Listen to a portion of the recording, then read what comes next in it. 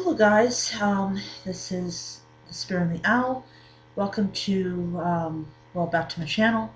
So this video is being done early in the morning, and I'm going to tell you something. It is a little bit chilly in here, and I know it's one of the things about living down here is the weather. Okay, so uh, today's Sunday, and I'm filming this video at 12:39 a.m.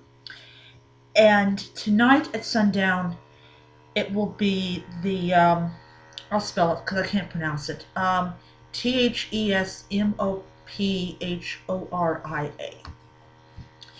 And right thing is, this book, Greek Religion, talks about this holiday, and so I am hoping to condense what Walter Burkert wrote into a under 15-minute video. Okay, so the festival that's coming up tonight is to celebrate Demeter and Kor. And this is a women's only festival. Now, there wasn't a lot of festivals that were specifically for women. As far as I know of, this is the only one. And it says here, children and other infants stayed away, as do virgins. The status of, I can't pronounce it, Hetairai, enslaved women is unclear. Everyone knows everyone else and knows who should be there and who should not. Every husband is obliged to send his wife to the goddesses and to meet the cost. So in other words, the husbands had to fork over dough so that their wife could go to this festival. And from what I'm reading, it was an obligation. Husbands had to allow their wives to go and mingle. That's how I look at it. It's like, they're going to mingle. And, hey husband, I need some money doing mingle. Now, this part I knew already about the pits. They would throw piglets into these pits. And from what Walter Burkert wrote about it, they're actually underground rooms. So they would throw these piglets in alive, allow them to basically die, because they died on impact, and then they would be allowed to decay, and then it says here, the piglets are thrown into the chasms of Demeter and Kor.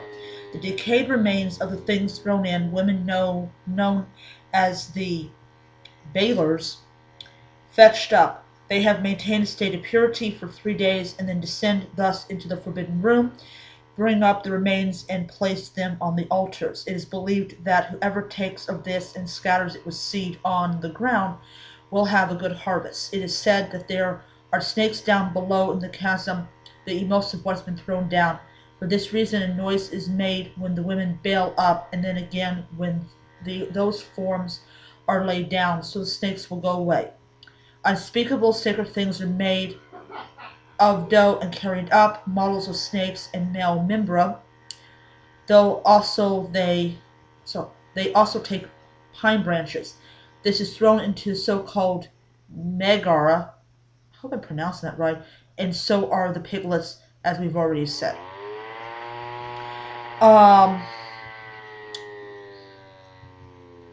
Now, he writes that these megara have never been found. So I don't know if it was just a name that they came up with, or we just haven't found them. The women thus enter into contact with the subterranean, with death and decay, while at the same time, Paloa, I hope I pronounced this right, snakes and fur cones, sexuality and fertility are present. They explain the pig sacrifice by the rape of Kor. When Demeter's daughters sank into the earth, the pigs of the swine herd were swallowed up as well.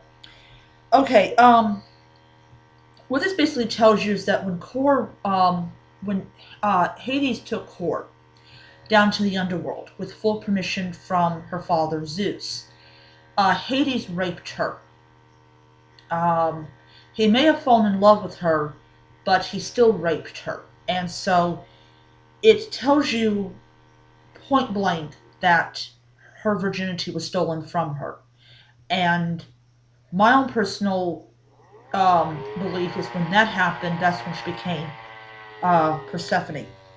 Now, it's interesting about Persephone is that just like Hera, she's insanely jealous of women that her husband are flirting with, and one suffered the wrath.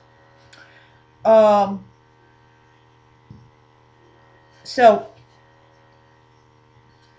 it says here, the mood is gloomy, correspond with Demeter's grief after the rape of Kor. No garlands of worn. It is also said that they emanate the ancient ways of life, the primitive state prior to the discovery of civilization.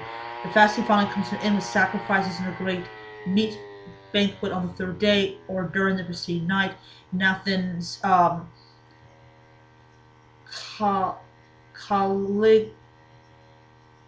Calig, I can't pronounce it, so I'm not going to try. The goddess of beautiful birth is invoked on this day, like the boy nurse goddess. Um, Another name I can't. Cal- I can't pronounce it. I'm not going to try. Is she seems to exist only in ritual and is not equated with one of the mythical Olympian deities. So there was a lot of symbolism in this festival, and even though we don't go down into the depths of the earth and we don't reenact, I mean, I know solitary people. Take it back. I really don't know if they don't. I mean, don't recreate. I mean, it's not like we have a whole group of people to reenact something. But it's a very interesting passage and very interesting festival, and it's for women only, as I said. And I hope all of you are going to have a great one. I know if you're a solitary, you can't recreate the rape of Kor. I don't know why you would. But definitely enjoy the feasting part and everything. So I hope you have a good one, and I will be back on Wednesday. So until next time.